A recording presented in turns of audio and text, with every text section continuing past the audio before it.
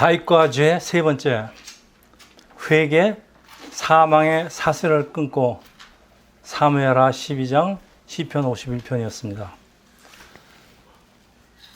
여러분은 오늘 주일 회개 기도 시간에 무엇을 회개하셨습니까? 지난주에 저지른 잘못, 죄, 그런 거, 물론 해야 됩니다. 그런데 예수께서 십자가에서 죽으신 이유가 우리의 사소한 죄나 혹은 잘못을 사하기 위함은 아닐 것입니다. 아담이 하나님께 범죄한 후 인류에게는 하나님의 능력 대신에 두려움과 연약함, 무기력이 찾아오고 사람들은 갖가지 구실, 정당방위, 생계형 범죄, 자기 합리화, 그 일을 가지고 죄를 쉽게 범하게 됩니다. 오늘 본문 시편 51편에도 다윗은 자신의 죄도 조상에게 유전된 죄성이라고 고백하는데, 모든 죄의 근원은 아담에서 유전되기에 원죄, 여러분 오리지널 신이라고 부르는데, 여러분은 이 원죄라는 주제에 대해서 잘 알고 계실 것이지만은 잘 모르는 분도 많이 있기 때문에 오늘 이거 확실히 하고 넘어가겠습니다. 여러분, 원죄가 뭐예요? 원래 가지고 있는 원래 갖고 있는 죄. 원래가 언제입니까? 네, 아담 때부터 갖고 있는 죄. 그걸 원죄라고 합니다. 근데 사람들이 원죄 소리 들으면 상당히 거부감이 느끼는 것 같아요. 자, 제가 풀어 설명드리면 아담이 하나님 말씀에 불순종한 죄가 원죄입니다. 그리고 이걸 다시 풀면은 피조물이 자기 마음대로 살려는 생각, 그 네이처가 원죄인데, 우리 오늘 내 인생을 의지하지 말라 그런 말도 있었잖아요. 네. 근데 사람들은 자기 인생을 자기가 의지하고 자기 마음대로 살려가는 것이 원죄입니다. 이거 없는 사람이 없어요. 없으면 바보 같죠? 자, 근데 원죄라는 개념은 성경에 없어요. 이건 신학자들이 만든 신학입니다. 그 대신 성경은 원죄라는 말 대신에 죄성 혹은 연약함으로 표현하는데, 이 모든 인력에 있는 그 네이처입니다. 피할 수가 없습니다. 그래서 우리의 이 연약함 때문에 우리는 죄와 싸워서 맨날 패배하고 쉽게 범죄하지만은, 그러나 죄는 반드시 해결돼야 하기 때문에 예수님이 주 기도문을 주시죠. 네, 우리의 죄를 사하여 주옵시고. 굉장히 예수님이 우리한테 가르쳐 주신 기도에 이 말이 들었다는 얘기는 굉장히 중요하다는 얘기입니다. 그러나 여러분, 죄 사함을 받기 위해서는 절대적인 조건이 있는데 뭐죠? 네, 회개입니다. 이 회개도 진정한 회개, 그냥 입으로 하는 회개 말고요. 진정한 회개가 반드시 선행돼야 합니다. 그래서 예수께서는 우리에게 거듭나라 그렇게 말씀하시죠. 본어게인 하라 그러는데, 왜냐하면은 회개하고 성령이 임해야 우리가 거듭날 수 있습니다. 이 거듭날 수 없으면은, 우리가 신앙생활하는데 거듭날 수 없으면은 신앙생활에도 문제가 많지만은 천국 간다는 보장이 없어요, 여러분. 그런데 누구든지 자신의 죄를 회개하고 하나님의 은혜를 구할 때, 여기서 죄라는 얘기는 원죄를 얘기합니다. 다른 죄도 다 중요합니다. 그렇지만은 원죄. 하나님은 우리를 묶고 있는 죄의 사슬을 끊고 자유를 주는 것은 물론 영원한 생명을 약속하는데, 이 회개를 통해서 우리의 죄성, 연약함, 그러니까 원죄입니다. 이 강함으로 바뀌는 거듭남의 역사가 일어납니다. 성경을 죄와 연약함을 거의 같이 정의합니다. 우리에게 있는 죄가 우리에게 있는 연약함이고, 그것이 우리에게 있는 네이처입니다. 오늘 다윗의 회개를 통해서 우리를 연약하게 만드는 것이 무엇인지, 연약함을 위한 진정한 회개는 무엇인지 살펴봅니다. 오늘 말씀은 상당히 신학적으로도 어렵지만은 이거를 꼭 확고한 기초를 갖고 있지 않으면 우리 신앙생활이 잘못하면 흔들립니다. 다윗은 50여세 되었을 때 불륜을 저지르고 그것을 은폐하기 위해서 살인교사를 하는데 어찌하여 이런 분이 그 나이에 죄의 유혹에 쉽게 빠지는지. 그 원인은 젊은 시절부터 뿌리 뽑지 못한 죄성, 네. 아름다운 여인에 대한 집착증인 것을 우리가 살펴봤습니다. 네. 하나님은 다윗의 회개를 기다리지만은 자신의 잘못을 인정하기 싫을까요? 1년 정도 흐른 후 하나님은 선지자를 다윗에게 보내서 죄를 묻는데 다윗은 즉시 무릎을 꿇고 회개하는 이유가 자신의 죄를 잘 알기 때문이에요. 그동안 다윗은 죄의식으로 혹은 남한테 알려질까 전전긍긍하며 살면서 얼마나 마음이 불편하고 양심을 가책했는지 우리 이따 나오는 다윗의 시에 잘 표현됩니다. 자, 오늘 본문 시작입니다. 사무엘하 12장 1절. 여호와께서 나단을 다윗에게 보내시니 그가 다윗에게 가서 그에게 이르되 한 성읍에 두 사람이 있는데 한 사람은 부하고 한 사람은 가난하니. 네, 나단이 다윗을 노골적으로 지적하는 대신에 한 예화를 다윗에게 들려줌으로써 다윗으로 하여금 저항감 없이 그 잔악함에 같이 분노하도록 유도하고 다윗은 그 이에게 우리가 잘 아는 이야기입니다. 많은 양을 가진 부자가 있는데 그는 손님을 위해서 자기 양을 잡지 않고 이웃집에 가난한 사람이 가진 한 마리밖에 없는 가죽과도 같은 소중한 양을 빼앗아 손님을 접대합니다. 자, 다윗은 자기 이야기인지도 모르고요. 이야기 속으로 빨려 들어가서 붕괴를 합니다. 그런 인간은 죽어야 돼. 봤더 그때 나단은 당신이 바로 그 사람입니다. 네. 자, 다윗이 이 말을 듣는 순간에 아마 번개가 머리를 치는 것 같은 그런 느낌을 받았을 것 같아요. 그러면서 자신의 본 모습을 되새게 됩니다. 그동안 자책감으로 시달리는 다윗은 마치 앓던 잇몸이 고름이 터지듯 안도감이 그 삶을 감쌌을 것인데 마치 그 범죄를 지은 사람들이 경찰을 피해서 도망다니면 잠을 잘 수가 없답니다. 근데 막상 잠을 자면요 감옥에서 잘 잔다고 합니다. 하나님은 다윗의 범죄가 우발적인 것이 아니고 오랫동안 잘못된 습관에서 기난 걸 아는데 아름다운 여인에 대한 집착증은 다윗의 약한 아킬레스의 건입니다. 만약 그냥 둔다면 언제든지 다시 재발할 수 있는 죄성, 네, 거짓병임은 아십니다. 죄의 값은 사망입니다. 죄를 짓고 난 후 다윗은 사망의 사슬에 묶여 자신의 힘으로는 도저히 빠져나올 수가 없는데 다윗은 자신이 죽어가고 있는 건 알지만은 그러나 이 죄의 사슬과 사망의 올무가 너무 강해서 스스로의 힘으로 끊을 수가 없습니다. 다윗은 회개한 대신에 신음하고 있는데 하나님이 이걸 보시고 선지자를 보내고 또 선지자의 책망을 듣자마자 다윗은 입을 열어 자신의 죄를 고백하는데 여기 아주 놀라운 결과가 일어납니다. 다윗을 묶고 있는 사망의 사실을 끊으시고 다윗은 다시 살아나는데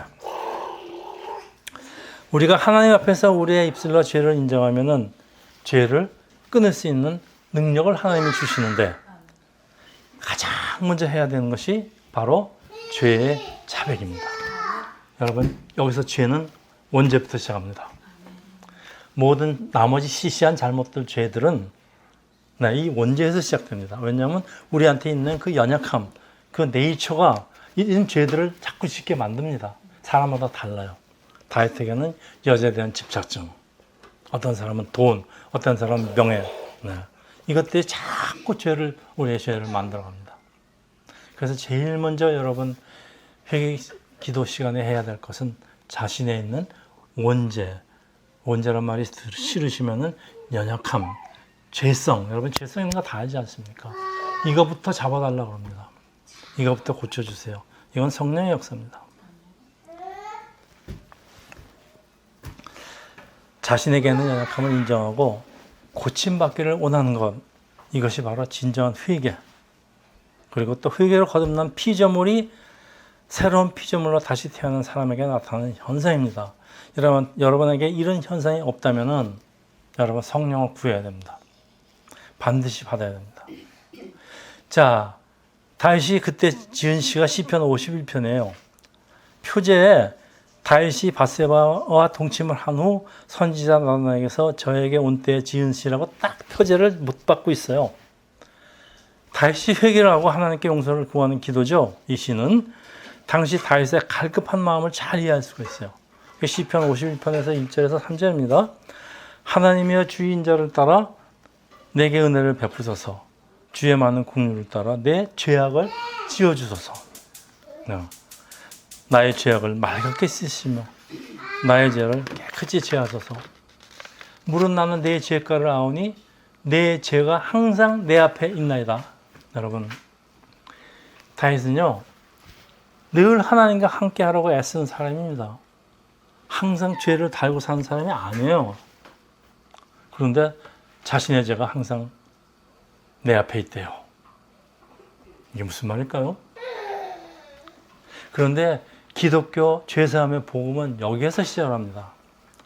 여러분, 그런데 더 이상한 것은 시편 계속되는 51편 4절에서 5절입니다. 내게 주께만 범죄하여 주의 목전에서 악을 행하사오니 주께서 말씀하실 때에 의로우시다 하고 주께서 심판하실 때에 순전하시다 하리라. 그 다음 보세요. 내가 죄악 중에서 출생하였으며 어머니가 죄 중에서 나를 잉태하였나이다. 네. 상당히 어려운 구절이지만 이게 기독교 신학의 아주 기본입니다. 다윗은 사람에게 범죄를 했는데 왜 하나님께만 범죄했다고 하는 거예요? 왜 그럴까요? 더 이상한 것은 죄는 자기가 저지르고 왜 어머니가 죄 중에서 자기를 잉태하였기 때문이라고 죄를 자기 어머니에게 떠넘깁니다. 이게 더 이상하죠? 다윗이. 네. 여기 기독교 신앙의 죄사함의 기본이 여기에 있습니다. 나는 태어날 때부터 죄인이다 이겁니다. 그래서 현대인의 성경이 번역이 아주 클리어합니다. 나는 태어날 때부터 죄인이었으며 우리 어머니가 나를 잉태한 순간부터 죄성을 지니고 있었습니다. NIV 성경을 읽겠습니다. Surely I was simple at birth, simple from the time my mother conceived me. 여러분, 이게 무슨 말입니까? 여러분, 캐톨릭이요, 왜 성모 마리아를 가지고 그렇게 난리치는지 아십니까? 예수님이 성모 마리아의 DNA를 성령으로 잉태했지만은 성녀 마리아의 DNA도 반은 갖고 태어났을 거랍니다. 그러니까 죄가 없을 수가 없어요. 죄가 없는 사람은 어떻게 해? 그러면 성모 마리아가 죄가 있다면은 예수는 당연히 죄가 있습니다. 죄가 있는 예수가 어떻게 우리를 구원할 수 있습니까? 이게 신학적으로 말이 안 된다는 얘기예요. 카톨릭. 그래서 성모 마리아를 결국은 어디까지 올립니까? 하나님으로 올립니다. 죄가 없는 하나님. 자, 여러분 지금 다윗이 뭘 회개하고 있는 것 같아요? 자기 죄를 다 어머니한테까지 떠나면서 뭐 회개하고 있어요? 원죄 회개하고 있습니다. 죄성이에요. 아담의 후손이 타락한 사람의 태어날 때부터 있는 죄, 원죄. 사람의 힘으로는 도저히 어쩔 수 없는 자신의 연약함을 회개하고 있는데, 여러분, 인류에게 있는 원죄를 회개하고 있는데 이건 사람이 할 일이 아니에요. 이건 사람의 영역이 아니고 예수님의 영역입니다. 그래서 다윗이 예수님의 그림자입니다. 자, 하나님의 마음을 시원하게 하는 오직 한 사람, 다윗 정도 되는 분이 자신에게는 여인 집착증을 모르겠습니까? 그런데 알아도 자신도 어쩔 수 없는 죄성, 연약함에 잡혀있다는 것을 자신의 범죄를 통해서 깨닫게 되면서 나는 우리 어머니가 죄 중에서 나를 잉태했다 그러는 거예요. 어머니를 넘기는 게 아닙니다. 자, 아담이 죄를 짓고 쫓겨난 후에 사람은 죄를 지을 수밖에 없는 원죄를 가진 연약한 존재로 바뀌는데, 여러분, 이 원죄, 연약함을 제거하는 것이 하나님의 뜻, 거듭난 본어게인 회개 기도에 연속되는 우리의 간구는 우리를 본어게 한 사람, 새로운 피조물로 바꿔달라는 이 기도입니다. 그 성령님의 감동 감화의 역사를 우리가 강구하는 것이 회개기도입니다. 그래서 저는 회개기도 제가 항상 성령님을 초대합니다. 성령님 우리 삶에 나의 삶에 오셔서 제 삶을 하나님이 기뻐하시는 삶으로 이끌어 주십시오. 성령님 우리 예배에 오늘 예배 성령님이 우리 예배를 인도하셔서 도저히 기뻐할 수 없는 우리의 예배를 하나님이 기뻐하시는 예배로 바꿔주시옵소서. 그리고 무엇보다도 사람이 아무리 본능했다 그래도 여러분 여기 본능한 한 사람들 많이 계시겠지만은 본능한 했다 그래서 그 본성이 없어집니까? 저도 본성이 그대로 남아 있습니다. 물론 많이 약해졌죠. 성령이 충만할 적에는 완전히 없어집니다. 저도. 그렇지만 성령이 덜 충만할 적에는 죄성이 남아 있습니다.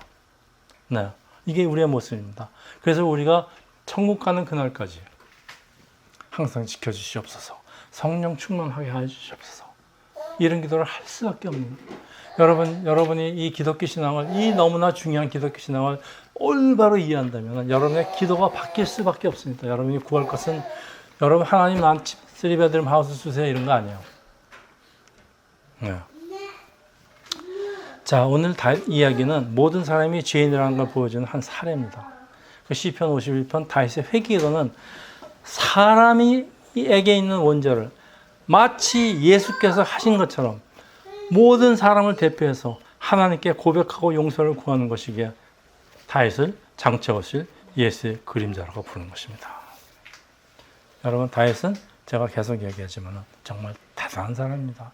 대단한 영적인 통찰을 갖고 하나님의 말씀을 깨닫는, 물론 성령의 임재 때문에 그렇겠죠.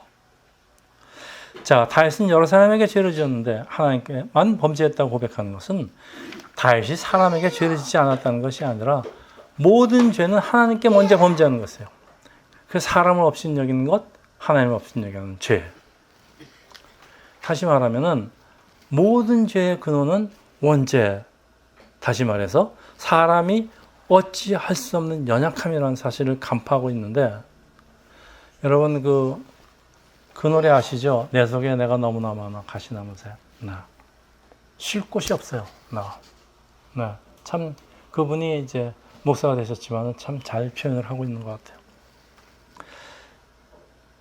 그래서 다윗의 고백이 계속되죠. 여기 기독교 복음에 진수가 들어있습니다. 네, 내가 죄악 중에서 출생하였으며 어머니가 죄 중에서 나를 잉태하였나이다. 네. 캐톨릭이 성모 마리아가 죄 중에서 예수를 잉태했다는 사실을 정말 받아들일 수 없는 일입니다. 자, 다윗은 자신의 범죄를 통해서 자신의 죄가 출생부터 시작되는 뿌리 깊은 것, 원죄임을 알고 자신의 힘으로는 절대로 죄의 문제를 해결할 수 없다는 것을 고백하고 하나님의 은혜를 간구하는 기도가 시편 51편입니다. 자, 사람들이 항의합니다. 조상의 죄가 나에게까지 유전되는 것은 이거는 회화하지 않다. 네, 과연 그럴까요? 우리가 조상에게 물려받은 나쁜 것들이 있다면 좋은 것들도 있죠. 네. 어찌 우리가 좋은 것만 골라 잡아서 물려받을 수 있을까요? 어제 한국에 있는 동생이 저희 부모님 유해를 동작동 국립묘지로 이전하는 사진을 보내왔는데 네, 그곳에 저희 이름은 물론 백목사 이름까지 남겼다는 사실에 저는 갑자기 아버지가 자랑스러워집니다. 나쁜 소식도 있어요. 조상 대대로 내려오는 우리 집안의 그 당뇨 체질이 우리 조카까지 유전돼서요. 벌써 연속 혈당 측정기를 붙이고 다닌다는 소식이 있습니다. 이 죄성을 사람이 어쩔 수 없어요. 이 연약함은. 그러나 사람에게는 하나님의 은혜가 필요하다. 그래서 이게 복음의 시작이 그래요. 바울이 절규하죠. 로마서 3장 17에서 12장. 의는 없나니 하나도 없으며 깨닫는 자도 없고 하나님을 찾는 자도 없고 다 치우쳐 함께 무익하게 되고 선을 행하는 자는 없나니 하나도 없다다. 여러분 사도 바울이 누구예요? 사도 바울이 제가 성경에서 존경하는 분이 두 분 있다고 하면 구약의 다윗이고 신약의 사도 바울입니다. 자기 온몸을 바쳐서 예수님 일을 한 사람이에요. 그런데 자기가 소리칩니다. 나는 죄인이다. 다윗에게 유독 아름다운 여인에게 약한 죄성이 존재하지만은 그렇지만 포기하지 말고 죄성이 연약한 거 싸워서 이겨야 하는데 실패합니다. 여러분, 크리스천의 모든 전쟁은 하나님께 속한 것, 오직 진정한 회개 기도로 하나님께 간구하는 방법밖에 없어요. 회개 기도. 사무엘하 12장 13절이다. 다윗이 나단에게 이르되 내가 여호와께 죄를 범죄하노라 하면 나단이 다윗에게 이르되 여호와께서 당신의 죄를 사하셨나니 당신이 죽지 아니하려니와 다윗이 죄를 하자마자 나단은 기다렸다는 듯이 죄사함을 선포하는데 이게 무슨 얘기예요? 나단이 무슨 권위로 즉시 다윗에게 죄사함을 선포하는 것일까요? 하나님한테 물어보지 말고. 다윗이 죄를 고백하면은 즉시 너는 죄사함을 선포하라. 하나님의 섭리가 있었다. 그런 얘기 아니겠어요? 여러분, 오늘 똑같이 적용됩니다. 지금도 주일 예배에 진정한 회개 기도를 드리면은 목사는 즉시 죄사함을 선포합니다. 해야 됩니다. 그래서 오늘도 했습니다. 그래서 세상적으로 가진 것 없는 목사를 통해서 이루어지는 미리 위임된 하나님의 권위입니다. 이것은. 주일 예배에 이렇게 중요한 회기도를 생략할 수는 없어요. 아무리 바빠도. 자, 용서받은 다윗은 얼마나 기뻤는지 노래를 지어 시편 32장 5절, 40편 2절, 요한일서 1장 9절입니다. 내가 내 이르기를 내 허물을 여호와께 자백하리라 하고 주께 내 죄를 아뢰고 내 죄악을 숨기지 아니하였더니 곧 주께서 내 죄악을 사하셨느니라. 쉘라. 얼마나 기뻤으면 쉘라. 시편 40편 2절. 나를 기가 막힐 웅덩이에서 수렁에서 끌어올리시고 내 발을 반석에 두사 내 걸음을 견고하게 하셨도다. 여러분, 우리 늘 부르는 복음성가에 있는 가사들입니다. 요한일서 1장 9절. 만일 우리가 우리 죄를 사하면 그는 기쁘시고 의로워서 우리의 죄를 사하시며 우리를 모든 불의에서 깨끗하게 하실 것이요. 여러분, 이 다윗의 시들은 지금까지 죄에서 종노릇하고 있는 그런 고통에서 죄로부터의 자유를 찾는 기쁨을 아주 극적으로 표현하고 있어요. 죄를 자백하고 회개할 때 하나님의 관계는 회복과 용서가 되고 이 죄사함, 약함을 강함으로 바꾸는 성령의 역사가 일어납니다. 약한 나로 강하게. 참 이상한 게 있어요. 세상에서는 자기의 죄가 노출되면 패가 망신하죠. 그런데 하나님 앞에서는 죄가 노출되어 치유가 일어나는데 마치 의사에게 내 병을 보이고 이 병을 노출시켜야 치료가 시작되는 것 같아요. 그래서 죄의 고백과 함께 다윗의 깊은 곳에 곰던 상처는 열리고 하나님의 치유가 시작되는데 히브리서 10장 17절입니다. 또 그들의 죄와 그들의 불법을 내가 다시 기억하지 아니하리라 하셨으니 하나님이 이걸 기억하시면 우리는 아무리 회개해도 천국에 갈 수가 없어요. 하나님이 기억 안 하시겠답니다. 여러분, 세상에서 지은 죄는 형량을 맞춰도 전과자라는 기록은 남아요. 네. 죄사함을 받으면은 우리 죄는 천국에 있는 장부에서 흔적도 없이 사라집니다. 네. 이게 복음입니다. 자, 이제 말씀을 마치겠는데, 그래서 우리가 항상 기도해야 되는 간구는 무엇일까요? 여러분, 다윗의 셋 잘 나타나고 있어요. 시편 51편 9절에서 11절입니다. 주의 얼굴을 다윗이 죄짓고 하나님의 한 기도였습니다. 주의 얼굴을 내 죄에서 돌이키시고 내 모든 죄악을 지어주소서. 하나님의 내 속에 정한 마음을 창조하시고 내 안에 정직한 영을 새롭게 하소서. 나를 주 앞에서 쫓아내지 마시고 주의 성령을 내게서 거두지 마소서. 주의 성령을 내게서 거두지 마소서. 주의 구원이 즐거움을 내게 회복시켜 주시고 자원하는 심령을 주사 나를 붙드소서. 사람에게는 원죄, 죄성과 연약함이기 때문에 아무리 하나님의 말씀대로 살아가려고 하더라도 때로는 잘못을 저지르는데, 우리 예전에 성경 공부 시간에 그런 거 배웠죠.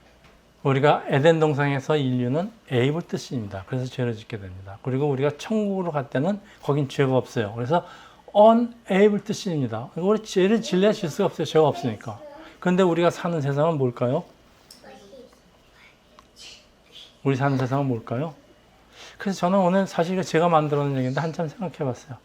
우리가 사는 세상은 ready to sin입니다. 언제든지 죄 지을 준비가 되어 있는 세상입니다.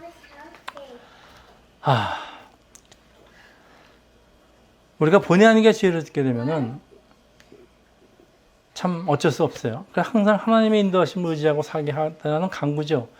다윗이 제일 두려워하는 것은 자기 죄 때문에 성령이 떠난 겁니다. 다윗이 제일 무서워한 겁니다. 성령을 떠나지 마옵소서. 왜? 성령이 떠나면 남는 것은 연약함밖에 없어요. 힘이 없으니까.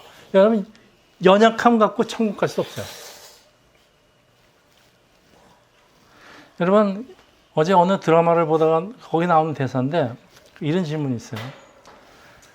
모든 죄는 다 용서받을 수 있지만 용서받을 수 없는 죄는 딱 한 가지. 뭐예요? 네? 뭘까요?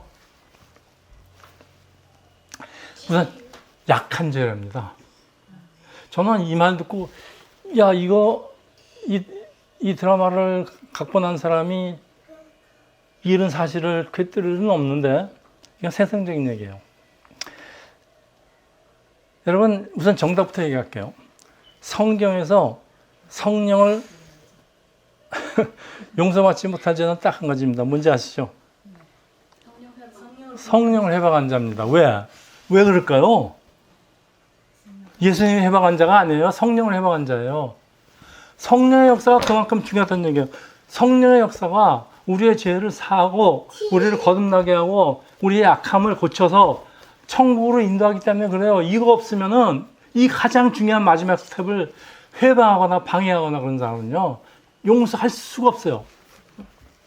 그래서 성령을 참 이게 무슨 뜻인가 했더니 그런 뜻입니다. 자, 이제 세상적으로 약한 죄는 왜 용서받지 못할까요? 약한 죄는 왜 용서받지 못할까요, 여러분? 약하니까. 여러분, 요즘 많은 사람들이 감옥에 있다 이유도 없이 사면받고 감옥에서 풀려나는데, 근데 어떤 분은 아직도 그냥 끝까지 감옥에 남아있는 분도 있어요. 그 이유가 뭘까요? 그 사람은 너무 약하니까 아무도 도와주지 않아서 그래요. 약한 게 죄예요. 맞아요. 이 사람 얘기가 맞아요. 약한 죄는 용서받을 수가 없는 죄예요. 그냥 밟히는 수밖에 없는 죄가 약한 죄예요. 용서받을 수 없어요. 참 무서운 얘기입니다. 이게 세상입니다, 여러분. 그래서 다윗처럼 말이죠. 자신의 치부가 노출돼서 약해지지 않으라고 그냥 발버둥 치는 게 세상에서 벌어지는 일인데요. 여러분, 하나님 나라에서는 나의 약함을 하나님 앞에 고백하면 강함으로 바뀝니다. 우리에게는 연약함, 죄성을 가지고 천국으로는 들어갈 수 없기 때문에 그래요. 그래서 여러분, 회개의 기도는 우리에게는 연약함을 하나님의 강함으로 바꿔달라는 강구예요. 이게 회개의 기도입니다, 여러분. 그런데 사람들은 왜 영혼의 치유자인 예수께 자신의 병을 보이려고 하지 않을까요? 안타깝습니다. 누구든지 죄를 회개하고 하나님의 은혜를 구할 때 하나님은 우리를 묶고 있는 죄의 사슬을 끊고 My chains are gone. 자유를 주는 것은 물론 영원한 생명을 보장하시는 것은 진정한 회개를 통해서 하나님의 능력이 함께하고 우리의 연약함이 강함으로 바뀌기 때문입니다. 예수께서 말씀하십니다. 마가복음 1장 15절입니다. 때가 찼고 하나님의 나라가 가까웠으니 회개하고 복음을 믿으라. 예수께서 공생활을 시작하시자마자 하신 말씀입니다. 우리 보고 회개하랍니다. 세례 요한도 회개하고 하나님 나라가 가까웠다. 네. 근데 사람들이 제일 하기 싫어하는 게 회개 같아요. 시편 32장 1절입니다. 허물의 사함을 받고 자신의 죄가 가려진 자는 복이 있도다. 자, 여러분, 아담의 후손 모든 사람에게 존재하는 죄, 원죄, 연약함, 이건 시작이 하나님에 대한 불순종하려는 그 마음이 우리의 아담에게 있었습니다. 네. 자기 마음대로, 내 생각대로, 나의 삶을 살겠다. 이 열매를 먹고 내가 눈이 밝아져서 하나님처럼 되겠다. 여러분, 이게 원죄입니다. 이런 생각 없는 사람은 손 한번 들어보세요. 저도 없어요. 저도 없는데 특히 없었어요. 근데 하나님이 그거 죽이시려고 저를 깎고 또 깎고 지금은 제가 감히 반항을 못합니다. 그렇지만 아직 남아있어요. 참 이게 우리의 모습이에요. 그래서 이 문제를 해결하기 위해서 누가 오셨습니까? 예수께서 오셨습니다. 그래서 기독교는 예수입니다. 예수 없이는 하루도 살 수 없는데 오늘도 나의 연약함을 고백하고 모든 약한 것을 강함으로 바꾸는 예수께 의지하고 사시기를 예수 이름으로 축원합니다. 기도합니다. 오늘 다윗의 고백을 통해서 모든 사람에게는 자신의 생각대로 삶을 살겠다는 불순종, 그 마음이 존재합니다. 그래서 이것은 모든 죄의 근원되는 원죄, 우리에게 어쩔 수 없는, 우리 힘으로 어쩔 수 없는 우리에게 있는 연약한 본성입니다. 오직 성령이 임하셔야만 이 연약함을 강함으로 바꿀 수 있다는 것도 배웠습니다. 성령님 항상 저희들과 함께 하셔서 우리 세상교회 식구들과 함께 하셔서 우리의 삶을 성령이 이끌어 주셔서 하나님이 기뻐하시는 새로운 피조물로 거듭나서 우리에게 있는 모든 연약함이 강함으로 바뀌는 놀라운 역사를 허락하여 주시옵소서. 이 모든 말씀 우리 주 예수 그리스도 받도록 감사하며 기도합니다. 아멘.